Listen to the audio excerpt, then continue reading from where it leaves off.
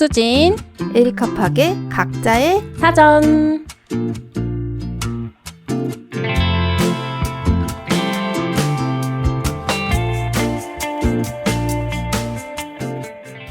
어떤 결론이 도출될 것인지를 생각하지 않고 자신의 지성이 이끄는 길을 끝까지 따라가는 것이 사상가의 첫 번째 의무다. 보통의 사람들은 독자적으로 사고하기를 거부하고 이미 옳다는 것이 증명된 의견을 쫓아가며 인생의 오류를 범하지 않고자 전전긍긍하지만, 사상가는 적절한 연구와 준비를 갖춘 후에 스스로의 사고에 나가다가 많은 시행착오와 오류를 범하기도 한다. 존 스튜어트 밀의 자유론에서는 사상가의 의무가 시행착오와 오류를 범하는 일이라고 말합니다. 그 길에는 많은 위험이 있는 것으로 들리는데요. 제 귀에는 이 말이 일종의 콜링처럼 와닿았습니다. 신이 저에게 직접 말하는 것 같은 느낌이었죠. 저는 더 많은 시행착오를 겪으며 이 불편한 길을 걸어가고자 합니다. 2025년은 더 많이 실수하고 더 많은 오류를 범하자는 다짐을 해봅니다. 각자의 사전 11번째 문을 활짝 열었습니다.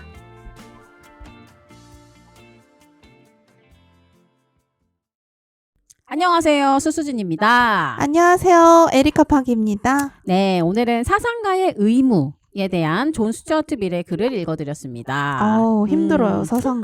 사상가로 사는 거 너무 힘든 일입니다. 힘든 일입니다. 네. 이 문장은 제가 가장 좋아하는 클래식으로도 제가 한번 꼽은 적이 있어요. 방송에서. 네, 자유론이라는 책에 나온 문장인데요. 뭐 나중에 기회가 된다면 자유라는 단어와 함께 이 책을 다뤄봐도 좋을 것 같다 생각을 합니다. 근데 저는요, 어쨌든 2025년 다짐으로 사상가의 의무인 시행착오와 오류를 범하겠다, 이렇게 허세 가득한 말을 좀 했는데 정말 뭔가 지적 허용이 잔뜩 묻어나는, 나는 2025년에 시행착오와 오류를 범할 거야. 사상가로서.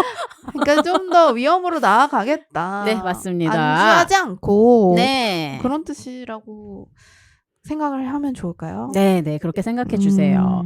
혹시 작가님은 새해 다짐 같은 거 있으신가요?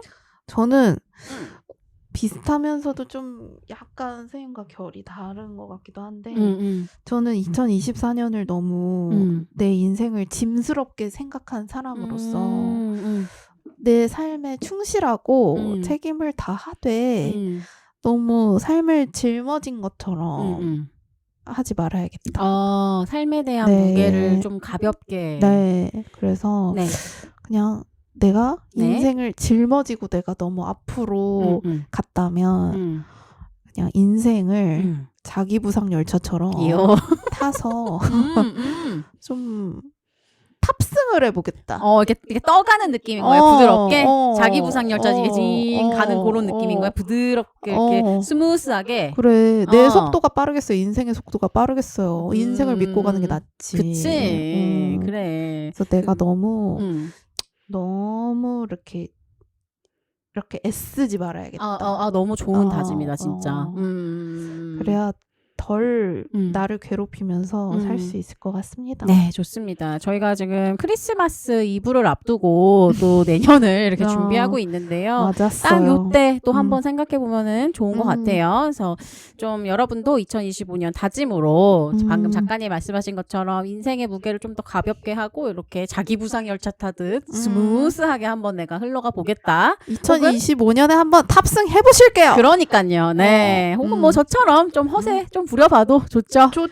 멋지지 뭐. 사실은 멋진 거거든. 네, 그렇습니다. 자, 오늘의 단어는 퇴사입니다. 빠밤. 우리 크리스마스 앞두고 퇴사 얘기하고 있어.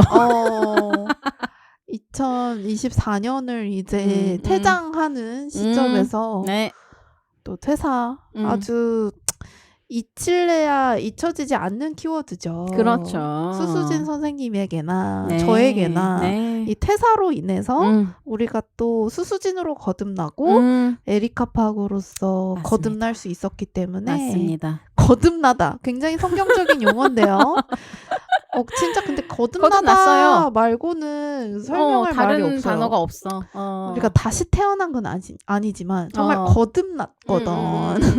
왜냐하면 박지윤이 에리카 팍이 되고 김수진이 수수진이 됐어요. 맞았어. 퇴사를 기점으로. 맞았어. 그래서 이 퇴사라는 단어를 좀 살펴보고 또 어원도 좀 보면서 네. 이 퇴사에 대한 이야기를 좀 본격적으로 나눠보겠습니다. 너무 좋습니다. 네, 표준국어 대사전의 정의인데요. 그냥 1번은 명사고 퇴사에서 죄송해요. 회사에서 퇴근함. 그냥 퇴근하는 거야, 퇴근. 퇴근하는 것도 퇴사라고 할 수 있군요. 네. 사전적 정의는 그렇더라고요. 근데 우리가 이제 얘기하고 싶은 사실 2번이죠. 2번에는 회사를 그만두고 물러남. 안녕히 계세요, 여러분. 저는 이 모든 굴레와 속박을 벗어던지고 떠납니다. 맞습니다. 잘한다. 아니 많이 해본 사람 같은데. 두세 번 정도 해봤죠. 퇴사라는 것을. 안녕히 계세요, 여러분. 저 좋아합니다. 네. 그 퇴사라는 단어가 뭐 사실 사전적인 정의는 뭐 특별할 게 없는데 어원이 좀 저는 특이했어요. 어떻게요? 이 한자어로 모일, 그러니까 퇴사의 사자는 회사 사자. 회사 사자가 아니었어요. 오. 토지신 사라는 뜻이에요. 오. 토지신 뭔지 아세요? 토지신? 아니요. 토지신이라는 거는 그 고대 중국에서 물론 그 우리나라도 마찬가지겠죠. 고대 시대. 고대의 토지의 수호신을 말하는 거예요. 그래서 한자어로는 토지신사. 그게 퇴사의 사자입니다. 그리고 모일 사자도 되고요. 그래서 아까 말씀하신 회사의 사자도 그 사자의 어원은 토지신이라는 뜻이에요. 그래서 그 고대 사회에서는 사람들이 모일 때 제사를 위해서 모였던 거예요. 그 토지의 수호신에게 제사를 지내고자 사람들이 모였어요. 그래서 그 말이 모일 사자가 되고 지금의 회사를 이루는 사자가 됐고 그 회사를 그만두는 행위를 퇴사. 그러니까 그 사자는 모두 다 같은 어원을 가지고 있습니다. 그러니까 옛날에는 우리가 수렵 채집 각자 도생의 사회였기 때문에 이 모이게 하려면 제사밖에 모일 일이 없는 거예요. 네네네, 맞습니다. 그래서 이 모일 사자 자체가 그 제사 사자에서 왔다는 건데. 네, 맞아요. 너무 흥미로웠어요, 저는. 그러니까 그만큼 이 회사라는 것도 어떤 제사나 어떤 종교처럼 그러니까 한 가지의 어떤 믿음과 신념, 어떤 방향으로 나아가겠다는 어떤 이익의 목표를 가지고 그렇게 나아가는 데를 회사라고 부르잖아요. 네, 맞습니다. 맞습니다. 그러니까 이해가 안 될 수도 있는 거예요. 종교적이고 좀 신념적인 부분이 있는 거야. 맞아요. 그 사회를 어떤 공동체를 이루고자 모이는 건데 그게 예전에는 제사였고 지금은 상행위, 상업행위, 돈 버는 행위가 된 거죠. 그러니까. 네네네. 그러니까 그 옛날에 그 수렵 채집 시대에도 아마 별로 제사 지내기 싫었던 사람들도 있었을 거야. 그래. 근데 이제 이거 끝나면은 막 떡도 나눠주고, 그치. 먹을 것도 나눠주고, 그치. 편육도 좀 주고. 나눠 먹어야지. 이렇게 그러니까. 콩고물이로 떨어지거든, 제사자리 가야. 그래. 그래서 아마 이제 거기에 모여든 사람들이 있지 않았을까. 그러니까 제사라는 게 정말 그 뜻보다는 그 콩고물에. 콩고물. 지금으로 말하면 월급인가요? 월급 루팡이라고 할 수가 있겠네요. 그러니까 다들 뭐 그런 떡고물, 콩고물이라도 있어야 그럼요. 모일 거 아니에요. 그럼요. 그래서 저는 이 제사라는 의식 그리고 토지의 수호신을 섬기던 행위가 지금은 상행위와 돈을 벌기 위한 것으로 대체되었다. 그러니까. 그래서 지금 우리가 어떤 좀 섬기는 신은 어쩌면 돈의 신, 물질의 신은 아닐까 또 이런 생각이 들었습니다. 그렇죠. 네네네. 물론 돈이 있어야 여러모로 생활이 가능하기 때문에. 그쵸. 그렇습니다. 맞아요. 네. 그러면서 또 동시에 그러니까 한자어의 의미 발전을 토대로 제가 그냥 저 개인적으로 유추한 건데요. 만약에 회사에서의 사자, 즉 어떤 회사, 뭐 회사 모든 것들을 이제 통칭할 수 있는 한자어가 하나가 독자적으로 생긴 게 아니고 그냥 그 토지신 사자가 이렇게 발전한 거잖아요. 그쵸. 의미가. 그래서 왜 대체할 수 있는 단어를 새로 만들지 못했나? 그러면은 이게 이렇게 발전했다는 것은 이제 결국엔 이 모든 것을 통칭하는 것이 사회와 공동체를 구성하기 위해서 필수적이구나. 사람들이 모이는 이 행위 자체가 결국엔 사회고 공동체구나. 또 이런 생각도 했죠. 그쵸. 네네네. 그러니까 공동체의 중요성과 소속감의 중요성, 사회의 중요성을 이 사자의 단어에 이 한자어에 그 의미가 들어있다. 이렇게 저는 해석을 했어요. 그래서 퇴사한다는 것은 네. 어떤 공동체를 그쵸. 벗어난다. 내가 이 사회의 일원으로서가 아니라 이제 개인으로 이 산다. 동그라미 안에서 벗어난다. 이 엄청난 의미라는 생각도 네. 들더라고요. 그래서 뭐 회사 내에서 직업을 바꾸는 거를 그러니까 하는 일을 바꾸는 거를 퇴사라고 하진 않잖아요. 그렇죠. 그러니까 일을 그렇죠. 바꾸는 게 아니라 이거는 그 공동체를 벗어난다라는 의미가 크네요. 그럼요. 그래서 좀 깨알 지식 하나를 좀 말씀을 드리면 네. 또 사직이라는 유의어가 있잖아요. 네. 그러니까 퇴사의 유의어로는 사직이 있는데 그러면 사직도 사자가 동일한 사를 쓸 것 같잖아요. 한자어를. 근데 동일한 한자어가 아닙니다. 뭘 쓰나요? 근데 여기서의 사자는 정확하게 말씀 사자인데요. 이 말씀사에는 물러난다는 의미 혹은 사양한다는 의미가 있어요. 네. 안 사요, 안 사. 그 사자군요. 네, 그래서 사직서라고 하면은 내가 이것을 이제 자의적으로 물러나겠다라는 의미로 볼 수도 있겠죠.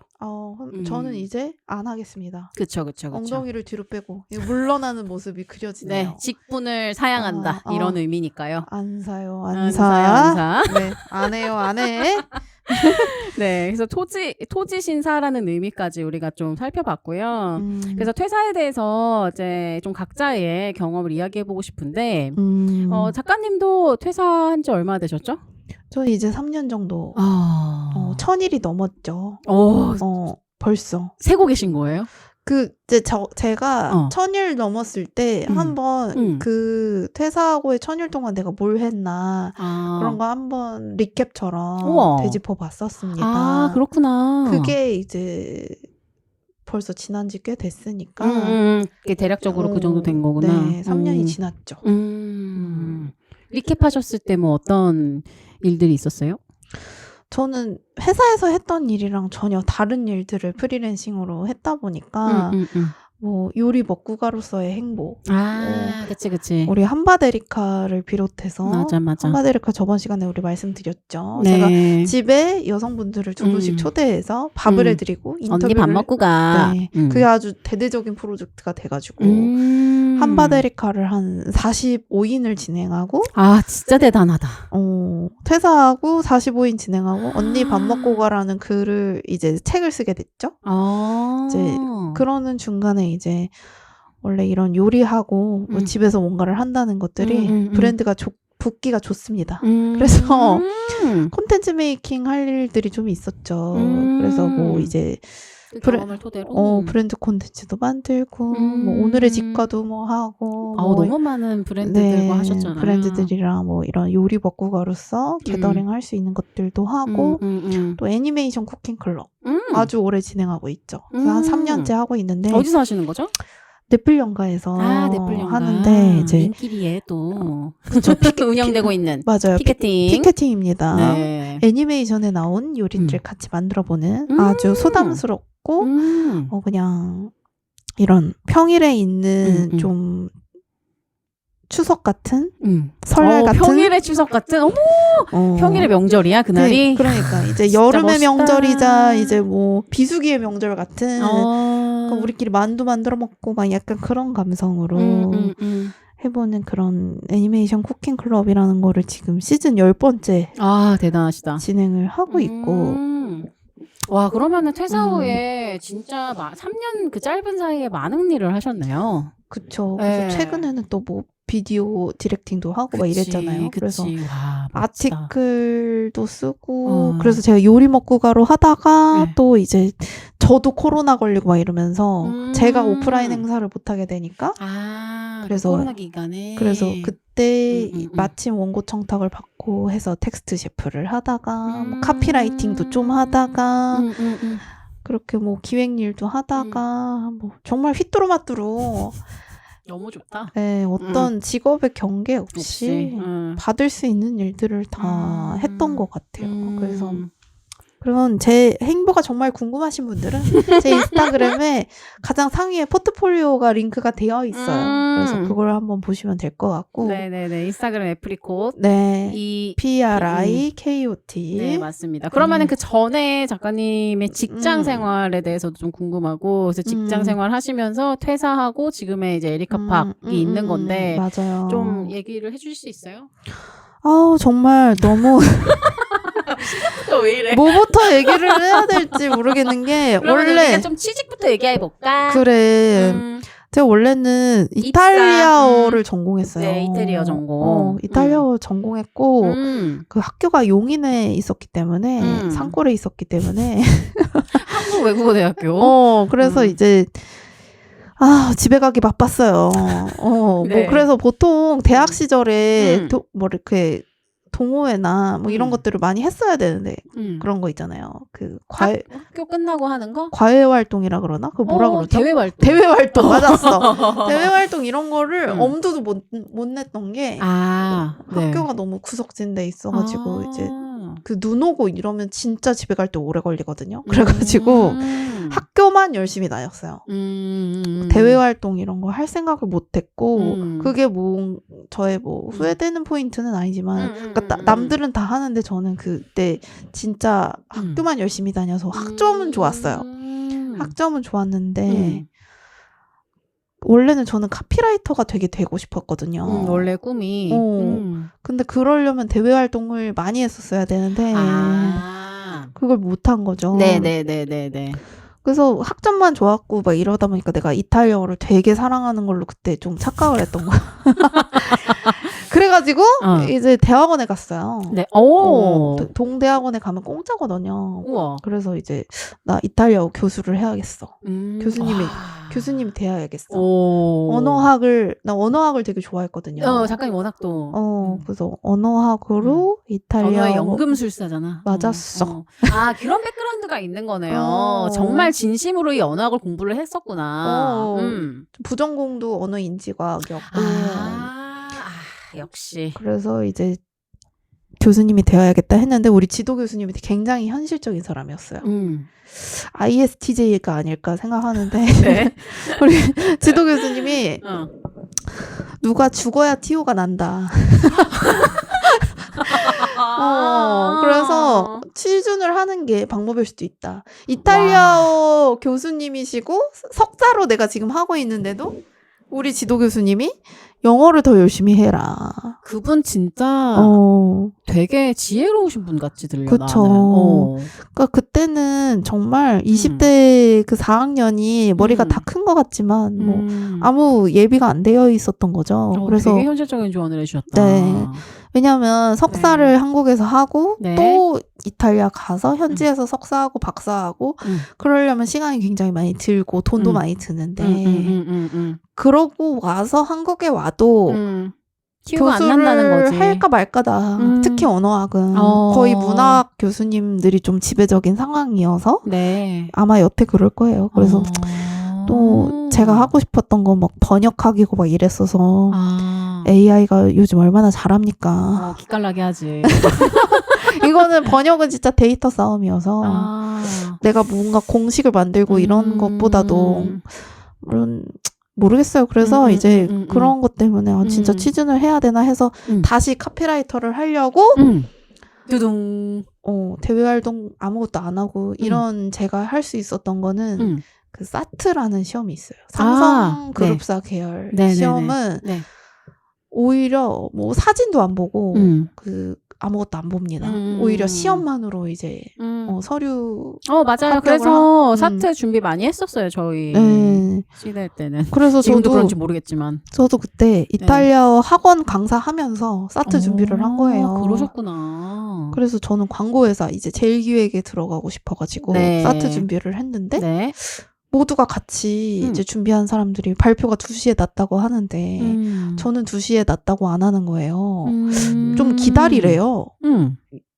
무슨 일이요? 이거는 뭐 떨어진 것도 아니고 합격한 것도 아니고 좀 더 기다리라고 해서 나만 전산 오류가 났나? 이렇게 생각했는데 갑자기 SDS라는 회사에 붙었다는 거예요. 어머나.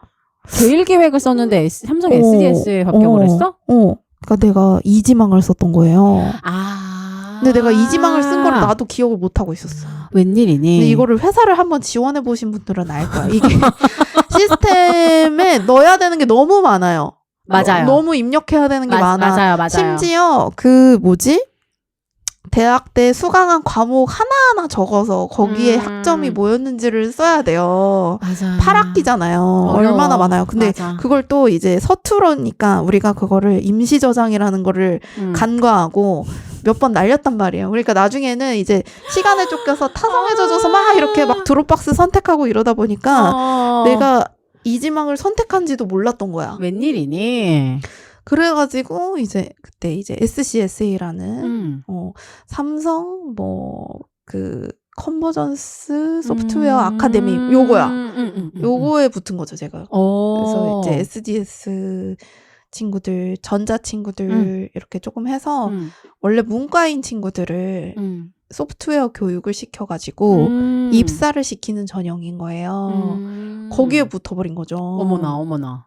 이제 나중에 제가 얘기를 들어보니까 이게 이공계 분들은 할 일이 많아요. 그러니까 이제 학점이나 좀 사트 점수가 조금 미달이 돼도 할 일들이 많으신 거예요.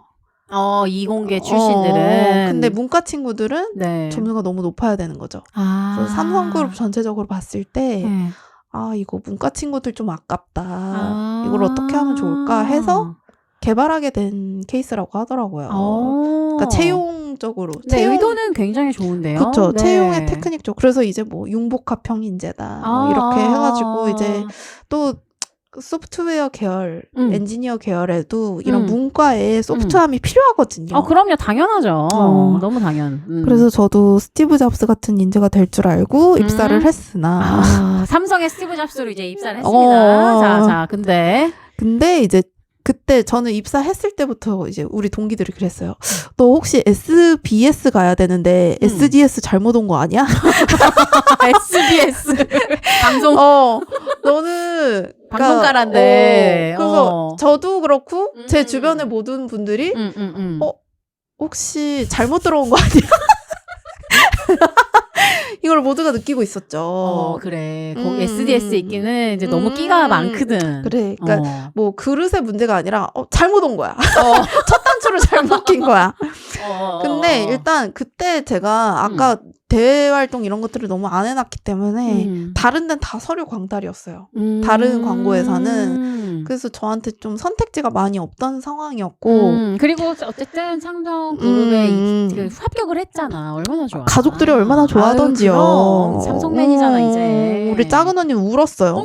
어머. 지윤아 이러면서 너가 진짜 이제 그때 막 이랬거든요. 인생 폈지. 우리 집안에서 없었거든요. 대기업. 그래가지고. 그랬던 그녀가. 내가 얼결에 들어간 거죠. 그치. 근데 이게 되게 부서 배치라는 게 참 중요한데, 이제 갑자기 병원에 부서 배치가 된 거예요. 이제 그러니까 삼성 SDS라는 회사가 이제 모든 삼성그룹의 전산실을 통합해서 만든 삼성 데이터 시스템이기 때문에, 원래 다 각계 전투로 각자 회사에서 전산실을 있던 걸 통합했기 때문에 우리는 다 파견 갈 수 있는. 그래서 이제 부서 배치가 굉장히 중요하죠. 네네네네. 그럼 보통 어느 부서가 있는데요?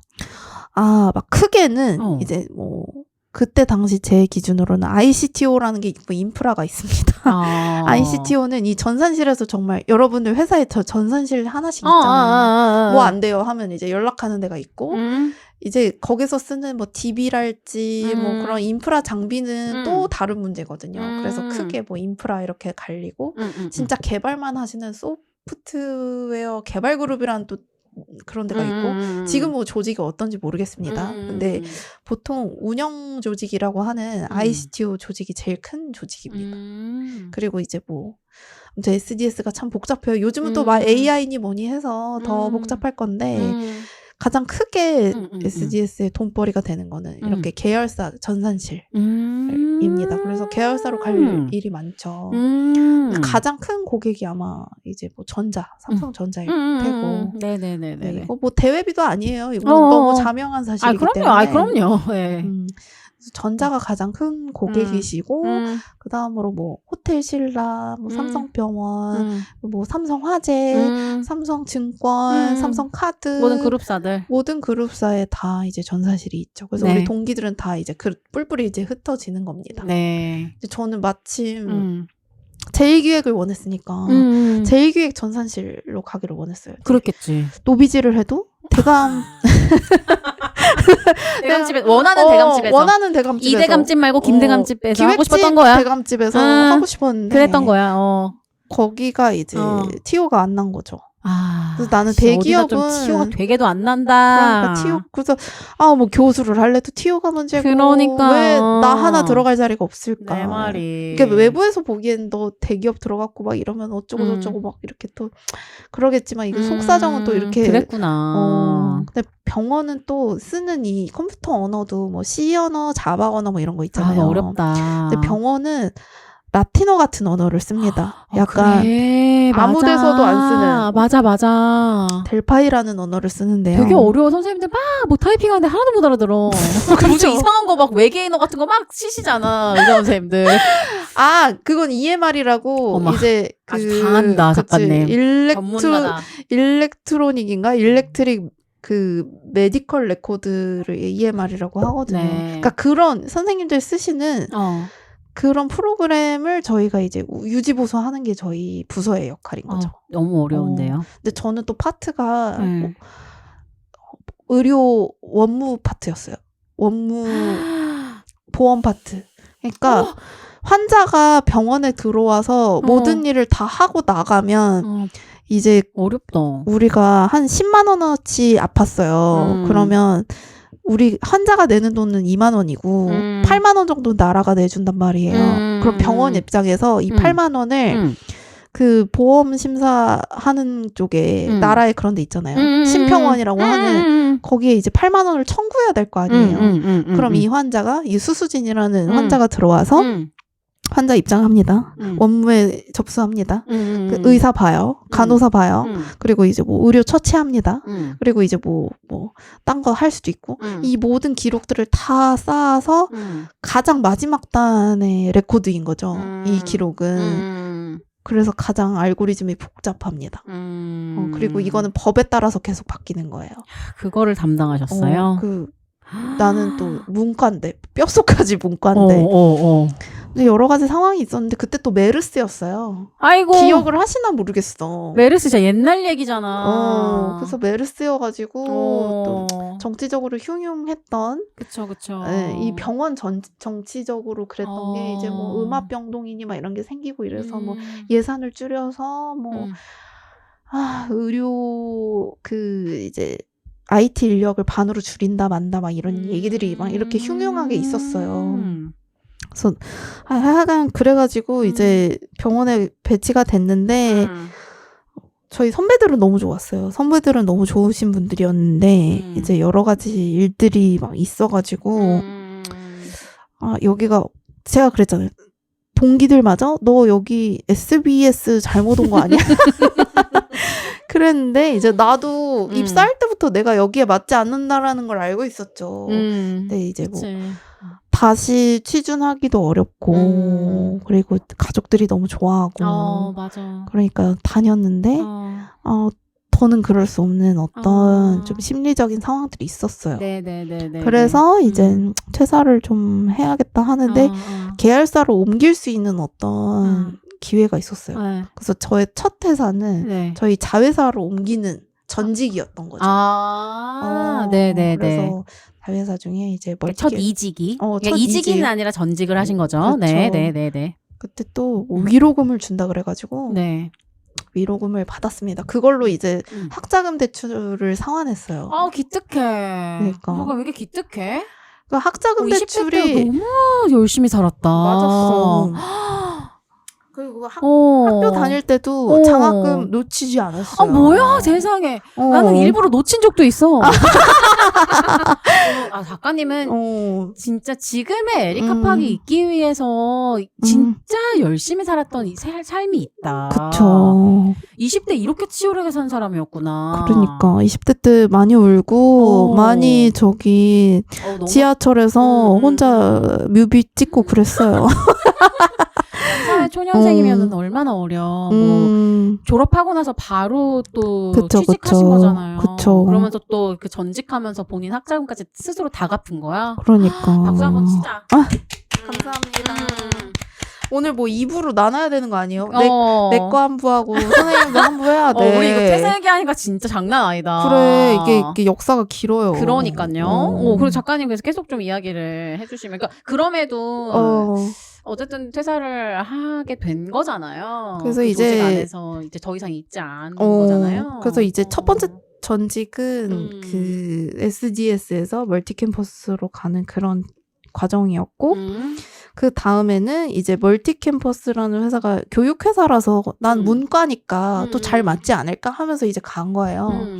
갔는데 또 내가 모르는 어떤 세계가 있는 거지. 여기는 또 이제 내가 모르는 이 SGS라는 회사 출신에 대한 그러니까 우리가 일본 사람들 그냥 덮어놓고 싫어하듯이 물론 지금은 그렇지 않지만 옛날에 그랬잖아요.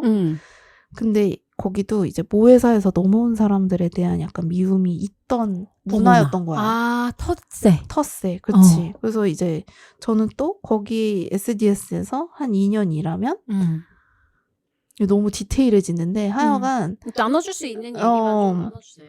그래서 제가 거기서 약간 초중고 대학교에도 겪어보지 않았던 어떤 불링이 있었어요. 괴롭힘이 있었어. 살짝. 근데 노골적이진 않지만은 느낄 수 있었나 보다. 그치. 근데 그거를 내가 도움을 요청을 했거든요. 그룹장님이나 뭐 이런 사람들한테. 근데 이게 너가 안고 가야 되는 어떤 숙제다. 근데 그땐 그랬다? 그 시절엔 그랬어요. 요즘엔 뭐 안 그럴 거예요. 근데 그때는 직장 내 따돌림이란 단어가 없었습니다. 직장 내 따돌림, 직장 내 괴롭힘이라는 단어가 없었던 시절이에요. 맞아. 이제 그게 이제 제가 퇴사할 때쯤에 이제 수면 위로 많이 올라오는. 맞아요. 그때 조금 이슈가 많이 됐었지. 맞아. 그래서 그런 불링을 피해서 제가 일부러 다른 그냥 혼자 있을 수 있는 포지션 그런 데로 간단 말이죠. 그것 때문에. 그래서 제가 이제 그 수원 사업장에 원래 본사는 서울인데 수원 사업장에 파견 가는 거를 지원을 해가지고 뭐 여러 가지 이유 때문에 이제 혼자서 거기서 이제 일을 하게 되는 거죠. 근데 여기는 그런 이유로. 그래서 뭐랄까. 근데 거기서도 고객사에 되게 어려운 점이 많습니다. 고객사를 대하는 것과 이제 뭐 VOC를 받는 일이었기 때문에 뭐가 안 될 때만 전화를 하시거든요. 그쵸. 뭐 안 돼요. 그런 분들이 좋은 말씀 하시겠어요? 아니지. 뭐 이런 식으로 만들 거야? 뭐 시스템 만들 거야? 내가 너네 뭐 어디에 꼰지를 거야? 막 이런 식으로. 별것도 아닌 일을 그러신단 말이죠. 그래서 그런 것들을 한 몇 년을 겪다 보니까 저도 너무 이제 마음의 상처를 많이 입게 되는 거죠. 그러네. 이게 나한테 좋은 말을 해야 되는 어떤 할당량이 있는데 그게 늘 안 채워지는 거죠. 그치. 그래서 이제 사이드 프로젝트로 이제 독립 출판하고 막 이렇게 된 거예요. 그렇구나. 그래서 직장 다니시면서 독립 출판하셨죠? 맞아요. 그러면서 이제 저 귤을 먹고 있어요. 좀 먹으면서 해야 되겠다. 아니 이거는 아니 눈물 없이 들을 수 없는 얘기다. 그래. 근데 이게 지금 비단 작가님 개인의 일이겠냐고. 그러니까. 이거 지금 들으시는 분들의 일이기도 해. 그래서 우리의 저는 이야기야 진짜. 그냥 진짜 적성에도 안 맞고 세상에 어디 기댈 데가 하나도 없는데 사람도 안 맞는데 그러니까 그래서 혼자 일하는데 거기서 또 욕바지를 하고 있었대. 액바지 무녀처럼. 그거를 매일 반복한 거 아니야. 그쵸. 눈 뜨면 반복하는 게 그 일인 거잖아. 잠실에서 지금. 수원 가면서 맨날 그거를 했을 거잖아요. 너무 괴로워 듣기만 해도. 그래도 도합 한 5년을 그렇게 산 거예요. 다시 박수 쳐야 돼. 그러니까 5년을 그걸 어떻게 견디고 버텼을까 세상에. 그럼 직장 생활 좀 오래 하셨네요. 도합 한 7년 정도 한 거죠. 삼성그룹에만 7년을 계셨군요. 그러다가 이제 이게 정말 스스로 모두가 주변에서 얘기해줘도 스스로 생각하지 않으면은 원래 사람이 다 어려운 거지. 원래 다 그런 거지. 막 그러면서 살잖아요. 그렇죠. 우리가 제일 많이 듣는 말이야. 직장 다 다닐 어려워. 때 다 그렇게 살아. 그래서 이제 저도 그거를 그냥 월급 때문에 모르쇠 하고 살다가 뭔가 진짜 우리 전편 위로편에서 얘기한 것처럼 모든 거를 차치하고 나만 생각해보니까 나를 위로 올렸구나. 나를 위로 올려보니까 나는 원래 이런 일을 할 사람이 아닌 거야. 그치. 나는 욕하지 원래 무녀로 살려고 태어난 거 아니거든. 훨씬 뭐랄까 더 액티브한 일을 해도 되겠다. 그치. 이렇게 컴퓨터 뒤에서 욕만 먹을 게 아니라 뒤에서 앞으로 좀 나와보자. 좋아요, 좋아. 그때 제가 또 이서빌리티라는 거를 하기도 했고.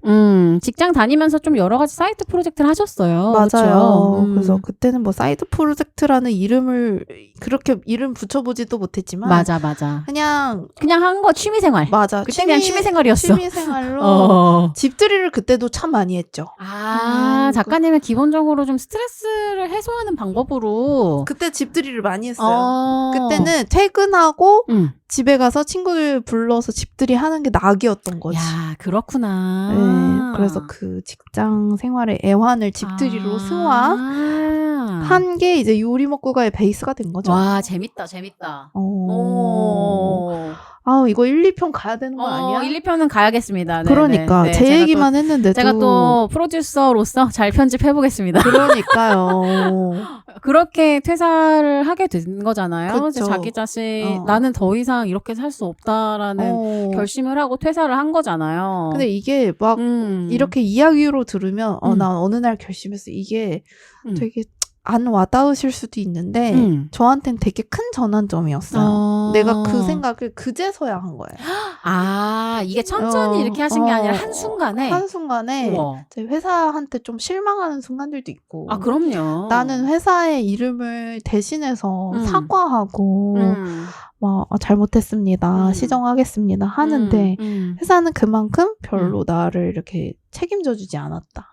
나를 보호해주지 않았다. 그런 생각이 드니까 조직에 대한 배신이 좀 있었구나. 그렇죠. 그래서 이제 배신감이 드는 순간에 퇴사를 결심하신 거예요? 그런 것들이 이제 쌓이다가 약간 내가 이제 그만 굽신거려도 될 것 같아. 회사를 대신해서 그만 사과해도 될 것 같아. 그 생각이 좀 들어서 네네네. 저도 막 그렇게 근성이 없는 사람이 아니에요. 오빠 7년 다녔다며. 7년 한 회사 다닌 거잖아. 어쨌든. 나도 잘하고 싶었어요. 물론 내가 적성엔 안 맞지만 모든 일을 잘하고 싶습니다. 그래서 잘하고 싶은 마음에 이착저착 이렇게 했는데 그게 뭐 그렇게 좋은 결과를 가져다 주지 못했어요. 그래서 나는 할 만큼 했다. 라는 생각이 들어서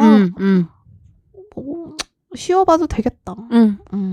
그래서 제가 뭐 퇴사하고 할 일이 딱 정해져 있는 상황도 아니었어요. 그러니까 퇴사하시기 전에 보통 다른 직장을 만들어 놓고 이제 퇴사를 하시고 많죠. 그런 경우들도 있고 아니면은 다음 스텝들을 충분히 준비하시고 퇴사를 하는 경우들도 있어요. 근데 작가님 같은 경우는 일단 딱 정말 결심하고 그만두신 거죠. 그러면 그 다음을 생각하지 않고 못 견디겠다. 정말 못 견디겠어서. 그 즈음에는 진짜 몸에서 두드러기가 나고 막 이랬어요. 그래.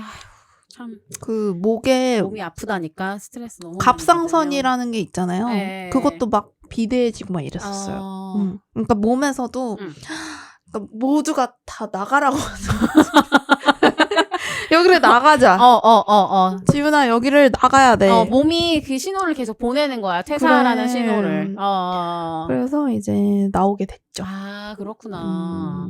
작가님이 퇴사하시고 나서의 그 짧은 3년이지만 굉장히 많은 일을 하셨거든요. 근데 그 일을 차치하고서 좀 마음은 어땠을까요? 그 3년 동안. 뭐 3년 동안일 수도 있고 아니면 그 퇴사 이후 좀 직후의 마음? 왜냐면 3년 정도 지나면 또 약간 희미해지거든. 맞아. 이게 또 그때 딱 2021년 3월에 제가 퇴사를 마음 먹었어요. 7월에 퇴사를 했는데 그 4개월 동안 참 힘들었죠. 그래서 이제 마음 먹은 이후로 힘들었구나. 3월 달에 이제 퇴사를 해야겠다. 이제는 해도 되겠다. 나가도 되겠다.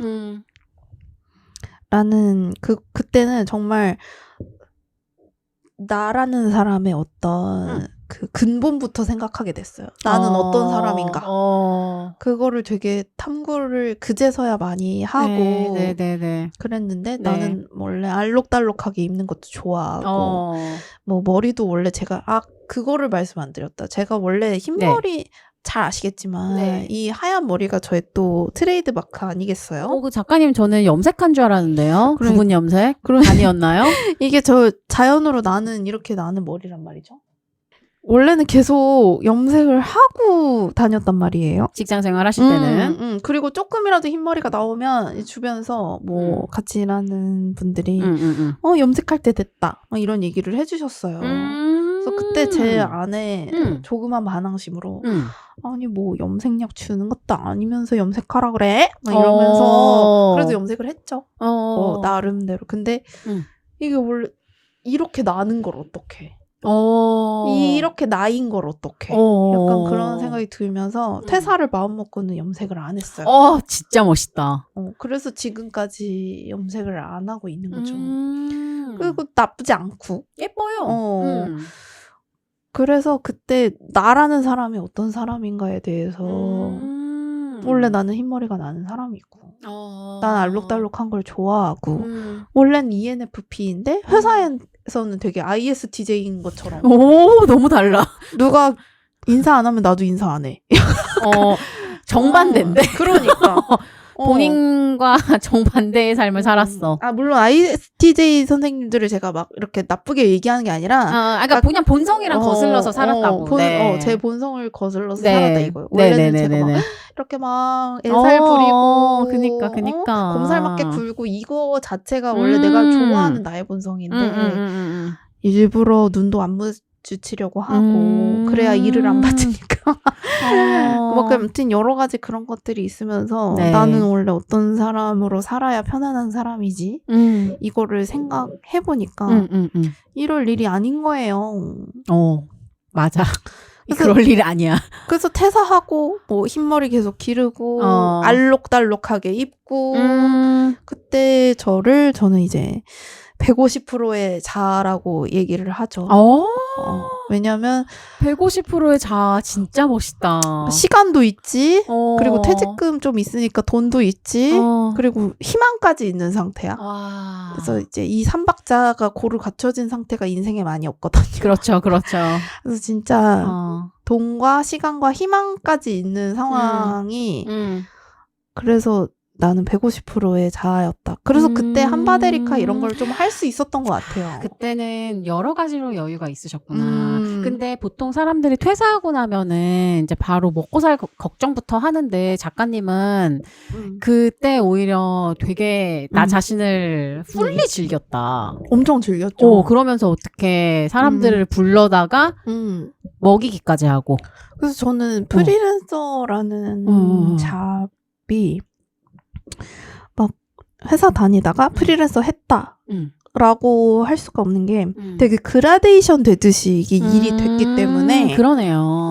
뭔가를 목적해서 딱딱 했다기보다는 이미 그 흐름에 맡긴 것 같은데 본인을. 맞아. 그때 진짜 그때야말로 자기 부상 열차에 그러네. 탔다라고 할 수가 있을 것 같아요. 네네네네네.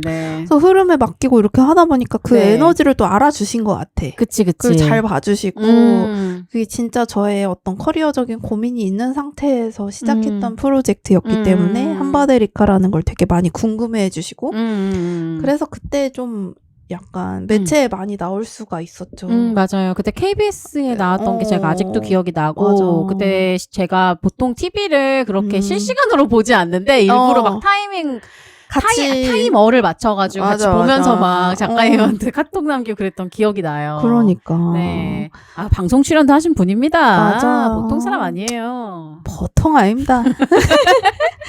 근데 그때는 이렇게 자기 부상 열차에 잘 타셨는데, 다시 지금 다짐은 자기 부상 열차에 타자 이렇게 말씀하셨잖아요. 그러니까. 그럼 약간 또 그 초심은 약간 잃어버리시게 된 거죠. 그치. 그렇게 계속 자기 부상 열차처럼만 인생이 가지 않잖아요. 그렇습니다. 저도 이렇게 주로 오프라인으로 요리 클래스 하고 막 이랬었는데 네네네. 내가 코로나 걸려버리면서 그치. 미각과 후각을 살짝 잃어버리면서 이제 글 쓰는 일로 좀 더 전향을 하게 된 거죠. 아, 네네네. 그때 텍스트 셰프가 나왔군요. 그쵸. 좀 더 그런 일을 더 받고자 본인이 또 브랜딩을 한 거지. 그쵸. 프로모션을 한 거죠.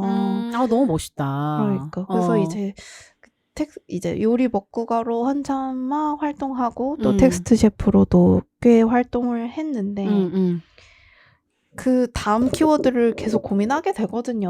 가을 겨울만 되면 우리 저번에 불안편에서도 이야기를 했지만 네네. 이제 사실 그러니까 퇴사한 이후에 프리랜서로서의 또 그 새로운 면이 펼쳐졌고 이제 거기서 오는 다른 또 불안이 생긴 것이죠. 그리고 프리랜서는 HR 부서가 따로 없잖아요. 그렇습니다. 누가 이렇게 대신 해줄 수 있는 게 대신 없죠. 대신 지금쯤 되면 뭐 해야 됩니다. 뭐 이런 걸 해주는 사람도 없고 네네네. 이걸 자체적으로 나와 비슷한 사람들을 만나가면서 그냥 도제식으로 그렇게 그렇게 하는 거구나. 그렇게 배우는 거기 때문에 어떻게 보면 체계가 없지만 그렇기 때문에 내가 대표이자 내가 뭐 경영 관리팀이자 내가 홍보팀이자 마케팅팀이자 그리고 팔아야 되는 제품도 나야. 맞아요. 나를 팔아야 돼. 그럼 개인 사업자를 여신 거잖아요. 그렇죠. 네. 팍장대소라는 이름의 개인 사업자. 그쵸. 네. 그전에는 그냥 3.3으로 계속 일을 하다가 네네네. 나도 사업자가 있어야 뭔가 일이 더 들어오겠다. 네, 맞아요. 조금 더 규모가 있는 일을 그쵸. 받을 수 있어요. 맞아요. 개인 사업자를 가지고 있어야. 맞아. 그래서 이제 작년 5월에 개인 사업자를 만들었죠. 아, 작년 5월이구나. 네, 얼마 안 됐어요.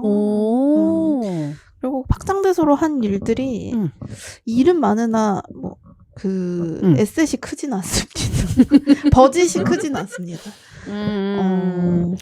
참 이게 전체 맥락을 듣고 나니까 작가님의 그 소개 첫 번째 했었던 그 소개의 카피라이트들 그러니까 요리 먹구가 그리고 텍스트 셰프 이게 더 선명하게 들리는 것 같아요. 그게 막 이렇게 물론 재미있게 들리고자 만든 이름들이지만 거기에 재미로 나온 게 아닙니다.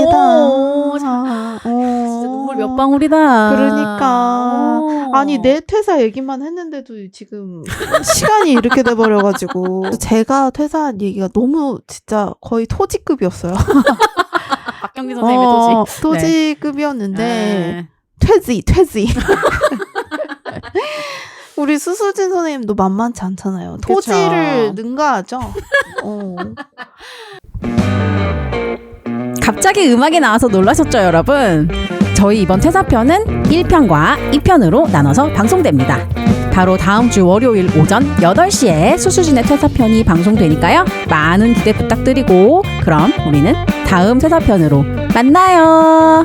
안녕.